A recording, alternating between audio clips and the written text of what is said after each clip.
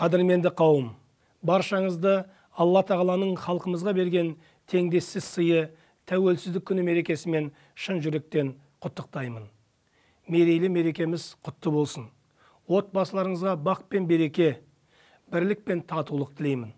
Жаратушы иеміз денімізге қуат, әр күнімізге шуақ нәсіп еткей. Халқымызда егеменді ел көрікті, бетегелі бел көрікті деген нақыл сөз бар.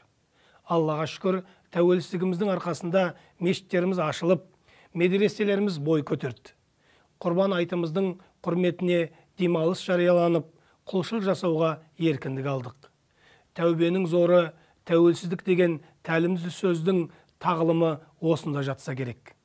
Ата-бабамыз отан үшін күрес ерге тиген үлес деген.